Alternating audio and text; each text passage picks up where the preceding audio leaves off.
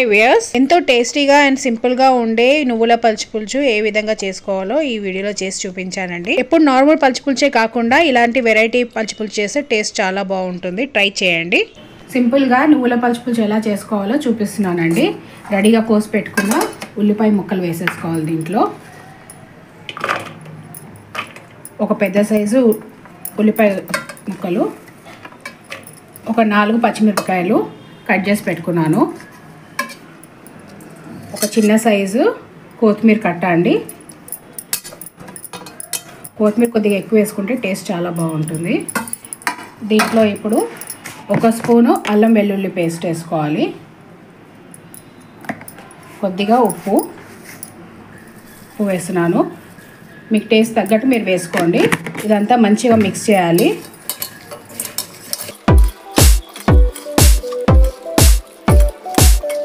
ఇట్లా అతుక్కొని ఉంటాయి కదా, ఈ లేయర్స్ అంతా ఇట్లా విడివిడిగా అయ్యేటాగా మనం మిక్స్ చేసుకుంటే సరిపోతుంది.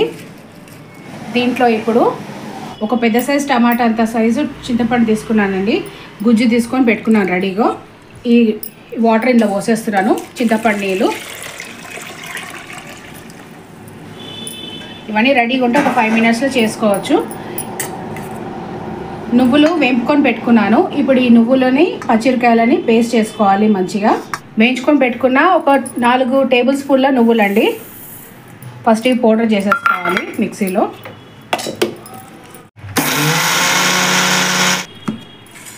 ఇట్లా పౌడర్ చేసుకున్నాం కదా, దీంట్లో ఒక 10 వరకు పచ్చిమిరపకాయలు వేసుకోవాలి.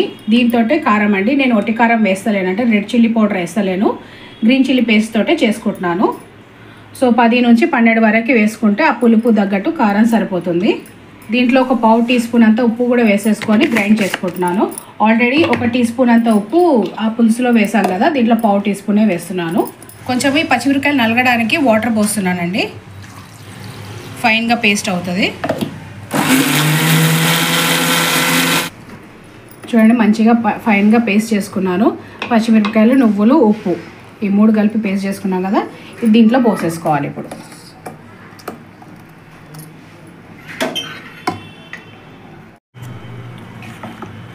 ఇప్పుడే మనము ఉప్పు కారం అంతా సరిపోయిందా లేదా చూసుకోవాలండి. కొంచెం పులుపు ఎక్కువైంది, సో నేను ఇంట్లో వాటర్ పోసేస్తున్నాను. పచ్చిపులుసుకి మనం తాలింపు వేసుకోవాలి. స్టవ్ పైన ప్యాన్ పెట్టుకొని దీంట్లో 2 టేబుల్ స్పూన్ అంతా నూనె వేసుకోవాలండి. 1 టీ స్పూన్ అంతా జీలకర్ర ఆవాలు వేసుకోవాలండి. ఈ జీలకర్ర ఆవాలు వేసుకున్న తర్వాత ఒక 4 ఎండుమిరపకాయలు, దీంట్లో ఒక గుప్పెడు కడిగి పెట్టుకున్న కరివేపాకు వేసేస్తున్నాను.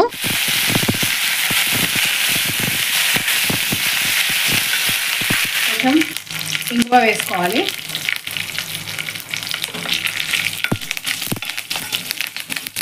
తాలింపు అంతా మంచిగా వేగిపోయిన తర్వాత దీంట్లో ఒక 1/2 టీ స్పూన్ పసుపు వేస్తున్నాను.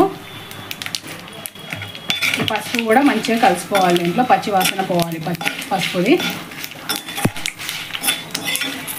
ఇప్పుడు స్టవ్ ఆఫ్ చేసేసుకుందాము. ఇప్పుడు ఇది ఇందులో పోసేసుకోవాలి. తాలింపు అంతా ఇంట్లో వేసుకోవాలి.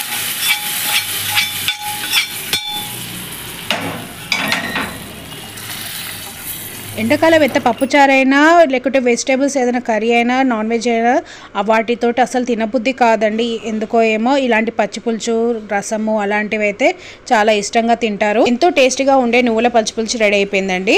మా ఛానల్లో కొబ్బరి పచ్చిపులుసు, మామూలు పచ్చిపులుసు, ఇప్పుడు నువ్వుల పచ్చిపులుసు, అన్ని రకాల పచ్చిపులుసు చేసి పెట్టాము. ఈ వీడియో మీకు నచ్చినట్టయితే లైక్, షేర్, సబ్స్క్రైబ్ చేయండి. Thank you for watching video.